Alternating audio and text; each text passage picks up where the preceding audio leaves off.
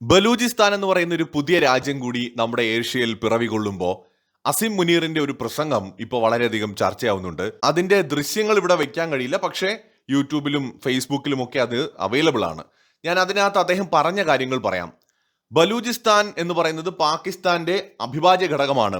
കേവലം 1500ഓളം പേര് വരുന്ന ഭീകരർക്ക് അത് ഞങ്ങളിൽ നിന്ന് തട്ടിയെടുക്കാൻ കഴിയുമെന്നാണോ നിങ്ങൾ പറയുന്നത്? നിങ്ങളുടെ അടുത്ത 10 തലമുറകൾ പോലും വിചാരിച്ചാലും അതിന് സാധിക്കില്ല. ഈ ഭീകരന്മാരുടെ അടിവേരറക്കാൻ ഞങ്ങൾക്ക് വളരെ പെട്ടെന്ന് തന്നെ സാധിക്കും. പാകിസ്ഥാന്റെ ശത്രുക്കൾ കരുതുന്നത് ഒരു പിടി ഭീകരർക്ക് ഈ രാജ്യത്തിന്റെ വിധി നിർണ്ണയിക്കാൻ കഴിയുമെന്നാണ്. 10 തലമുറ ഭീകരർ വിചാരിച്ചാലും ബലൂചിസ്ഥാനെയോ പാകിസ്ഥാനെയോ ഒന്നും ചെയ്യാൻ കഴിയില്ല. ഈ രാജ്യത്തെ ധീരരായ ജനങ്ങൾ പാകിസ്ഥാൻ സായുധ സേനയോടൊപ്പം നിൽക്കുന്നിടത്തോളം കാലം ഞങ്ങളുടെ സൈന്യത്തിന് ഏത് പ്രതിസന്ധിയെ നേരിടാൻ കഴിയും. 13 ലക്ഷം വരുന്ന ഇന്ത്യൻ പട്ടാളക്കാര് വിചാരിച്ചാലും ഞങ്ങളെ ഒന്നും ചെയ്യാൻ കഴിയില്ല. പാകിസ്ഥാന്റെ പുരോഗതിക്ക് തടസ്സമായി നിൽക്കുന്നത് എന്തും നമ്മൾ ഒന്നിച്ച് നീക്കം ചെയ്യുമെന്ന വ്യക്തമായ സന്ദേശമാണ് ഇന്ന് നമ്മൾ നൽകുന്നത്. പാകിസ്ഥാൻ എപ്പോൾ വികസിക്കും എന്നതല്ല ചോദ്യം, മറിച്ച് എത്ര വേഗത്തിൽ വികസിക്കുമെന്നതാണ് ചോദ്യം എന്നൊക്കെ പറഞ്ഞിട്ട് അദ്ദേഹം ഒരു പ്രസംഗം നടത്തി. ഞാൻ ആ വീഡിയോ വളരെ കൗതുകത്തോടെ കാണുകയുണ്ടായി. അദ്ദേഹത്തിന്റെ ബോഡി ലാംഗ്വേജ്, അദ്ദേഹം ഉപയോഗിച്ച പ്രയോഗങ്ങൾ, വാക്കുകൾ, അദ്ദേഹത്തിന്റെ പതിവിൽ നിന്ന് വ്യത്യസ്തമായ രോഷപ്രകടനം, അദ്ദേഹത്തിന്റെ മുഖത്തെ ഭാവങ്ങൾ, ശരീരഭാഷ, ഇതെല്ലാം പരിശോധിക്കുമ്പോൾ വളരെ വ്യക്തമാവുകയാണ് നമ്മൾ മാധ്യമങ്ങളിലൂടെ കണ്ടതും കേട്ടതും അറിഞ്ഞതുമെല്ലാം വളരെ വലിയ സത്യങ്ങളാണ്. ബലൂചിസ്ഥാന്റെ വലിയൊരു പ്രദേശം ഇന്ന് പാകിസ്ഥാന്റെ നിയന്ത്രണത്തിലല്ല. നമ്മൾ ബലൂചിസ്ഥാനെ വീണ്ടെടുക്കും, അവർക്ക് നമ്മളെ ഒന്നും ചെയ്യാൻ പറ്റില്ല, നമ്മൾ അവരെ പരാജയപ്പെടുത്തും തുടങ്ങിയ അദ്ദേഹത്തിന്റെ സ്റ്റേറ്റ്മെന്റുകളിൽ നിന്ന് തന്നെ ഒരു കാര്യം വ്യക്തമായി: ബലൂചിസ്ഥാനിൽ പാകിസ്ഥാന് നിലവിൽ യാതൊരു സ്വാധീനവുമില്ല. ബലൂച്ച് ലിബറേഷൻ ആർമി അടക്കമുള്ള സംഘടനകളുടെ നിയന്ത്രണത്തിലാണ് ബലൂചിസ്ഥാൻ. അത് വീണ്ടെടുക്കാൻ കഴിയുമെന്ന ആത്മവിശ്വാസമാണ് പാകിസ്ഥാന്റെ ആർമി ചീഫ് പങ്കുവയ്ക്കുന്നത്. മറ്റൊന്ന്, വിറയലോടെയാണ് അദ്ദേഹം സംസാരിക്കുന്നത്. അദ്ദേഹം പറയുമ്പോൾ വിറച്ചുകൊണ്ട് സംസാരിക്കുന്നു. ഞങ്ങളുടെ പൂർവികർ കഷ്ടപ്പെട്ട് നേടിയെടുത്തതാണ് ഈ നാട്, ഞങ്ങളുടെ അമ്മമാര് കൂടെയുണ്ട്, അച്ഛന്മാര് കൂടെയുണ്ട് എന്നൊക്കെ പറഞ്ഞിട്ട് അദ്ദേഹം അങ്ങ് വൈകാരികമായിട്ട് പോവാണ്.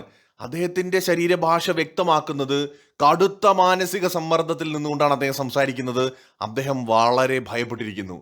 അതായത് ബലൂചിസ്ഥാൻ പാകിസ്ഥാന്റെ ഉറക്കം കെടുത്തുന്നു, പാകിസ്ഥാന്റെ സൈനിക മേധാവിയുടെ ഉറക്കം കെടുത്തുന്നു. അദ്ദേഹത്തിന് എന്ത് ചെയ്യണമെന്ന് ഒരു പിടിയും ഉള്ളതായി തോന്നുന്നില്ല.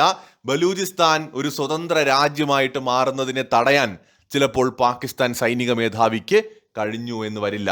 അദ്ദേഹം വിഫലമായി ജനങ്ങളെ കൂടെ നിർത്താൻ നടത്തുന്ന ഒരു ശ്രമം മാത്രമാണ് ആ പ്രസംഗം എന്നത് വ്യക്തമാണ്. ബലൂചിസ്ഥാൻ എന്ന് പറയുന്ന ഈ ഒരു രാജ്യത്തിന്റെ പിറവി പെട്ടെന്ന് ഒരു ദിവസം കൊണ്ടുണ്ടായതല്ല. നമ്മൾ അതിനെ രാജ്യമെന്ന് വിളിക്കുന്നുവെങ്കിലും ഔദ്യോഗികമായിട്ട് UN ലോകരാജ്യങ്ങളോ അതിനെ രാജ്യമായിട്ട് അംഗീകരിച്ചിട്ടില്ല. അപ്പോൾ അതിന് ഇനിയും വേറെ സമയമെടുക്കും. മാത്രമല്ല, പാകിസ്ഥാൻ വളരെയധികം ശ്രമം നടത്തി നോക്കും. എന്ന് വെച്ചാൽ ബലൂചിസ്ഥാനെ പിടിച്ചെടുക്കാൻ വേണ്ടിയിട്ട്, അവിടുത്തെ സായുധ സൈന്യത്തെ ഇല്ലാതാക്കാൻ വേണ്ടിയിട്ട്. സോ അതെല്ലാം വിഫലമാവുകയാണെങ്കിൽ, പാകിസ്ഥാന്റെ ശ്രമങ്ങൾ പരാജയപ്പെടുകയാണ്, ബലൂചിസ്ഥാനിൽ ഇനി പാകിസ്ഥാന് കടന്നു കയറാൻ കഴിയാത്ത വിധം അവിടെയുള്ള ജനങ്ങളും അവിടെയുള്ള സായുധ സംഘങ്ങളും ഒരു കോട്ട തീർക്കുകയാണെങ്കിൽ പതിയെ പതിയെ ലോകരാജ്യങ്ങൾ ബലൂചിസ്ഥാനെ അംഗീകരിച്ചു തുടങ്ങും. മറിച്ച് പാകിസ്ഥാന്റെ സൈനിക നീക്കം വിജയിക്കുകയാണെങ്കിൽ തീർച്ചയായിട്ടും ബലൂചിസ്ഥാൻ വീണ്ടും പാകിസ്ഥാന്റെ നിയന്ത്രണത്തിലാവും. ഇനി അടുത്തൊരു 10 വർഷത്തേക്കെങ്കിലും അത് തുടരുകയും ചെയ്യും. അതുകൊണ്ട് ബലൂച്ച് ലിബറേഷൻ ആർമി വളരെ ശ്രദ്ധയോടെയാണ് പ്രവർത്തിക്കുന്നത്. അവർ ഈ സ്വാതന്ത്ര്യം നേടിയെടുക്കുന്നത് പെട്ടെന്നൊരു ദിവസം കൊണ്ടല്ല. ഇവിടെ എന്താണ് ഇതിലെ ഒരു പ്രശ്നം എന്ന് വെച്ചാൽ, ബലൂചിസ്ഥാനെ പാകിസ്ഥാൻ സൈനികമായി പിടിച്ചെടുത്തതാണ്. അത് സ്വമേധയാൽ പാകിസ്ഥാൻ യൂണിയനിൽ ലയിച്ചതല്ല. സൈന്യത്തെ ഉപയോഗിച്ചുകൊണ്ട്, പാക് അധീന കാശ്മീർ പിടിച്ചെടുത്തതുപോലെ തന്നെ സൈന്യത്തെയും സായുധ സംഘങ്ങളെയും ഉപയോഗിച്ചുകൊണ്ടാണ് ബലൂചിസ്ഥാനെ പിടിച്ചെടുത്തത്. അപ്പൊ അതുകൊണ്ട് അന്ന് തൊട്ട് അവിടെ ചെറുത്തുനിൽപ്പ് ഉണ്ടായിട്ടുണ്ട്. പിന്നീട് വികസനത്തിന്റെ കാര്യം പറയുമ്പോൾ ബലൂചിസ്ഥാനെ കൊള്ളയടിച്ചിട്ട് അവിടെ യാതൊരു ഡെവലപ്മെന്റും കൊണ്ടുവരാതെ അവിടെയുള്ള ജനങ്ങളെ കഷ്ടപ്പെടുത്തുകയായിരുന്നു കാലം ഇത്രയും. അപ്പോൾ ബലൂചിസ്ഥാൻ ഒരുപാട് പ്രകൃതിദത്തമായ നിക്ഷേപങ്ങളുള്ള ധാതുക്കളും ലവണങ്ങളും ഒരുപാട് മിനറൽസ് ഒക്കെ ഉള്ളൊരു നാടാണ്. ഗ്യാസും എണ്ണയും ഒക്കെ ആവശ്യം പോലെ അവിടെ ഉണ്ട്. പക്ഷെ ഇതൊന്നും അവിടെയുള്ള ജനങ്ങൾക്ക് ഉപകാരപ്പെടുന്നില്ലെന്ന് മാത്രമല്ല, പാകിസ്ഥാൻ അവരെ ഒരു രണ്ടാന്തരം പൗരന്മാരെ പോലെ അടിച്ചമർത്തുകയുമാണ് എപ്പോഴും ചെയ്യുന്നത്. അപ്പം അതിൽ നിന്നുണ്ടായ ഒരു വലിയ ചെറുത്തുനിൽപ്പാണ്. അത് ഇന്നോ ഇന്നലെയോ ഉണ്ടായ ഒന്നല്ല. അപ്പം അവിടെ ഉണ്ടായിരിക്കുന്ന ഈ മാറ്റം, അതിൻ്റെ ഡെപ്ത് എത്രത്തോളം ഉണ്ടെന്ന് വാചകമടിക്കുന്ന ഈ അസിം മുനീറിന് അറിയാം. അത് കേവലം മിലിറ്റന്റ് ഗ്രൂപ്പുകളുടെ മാത്രം നിയന്ത്രണമല്ല, മറിച്ച് അവിടെയുള്ള ജനങ്ങൾ മാനസികമായി ബലൂചിസ്ഥാനിലെ പൗരന്മാരാകാൻ തയ്യാറെടുത്തവരാണ്. അവർക്ക് പാകിസ്ഥാനിൽ തുടരാൻ ഒരു താല്പര്യവുമില്ല.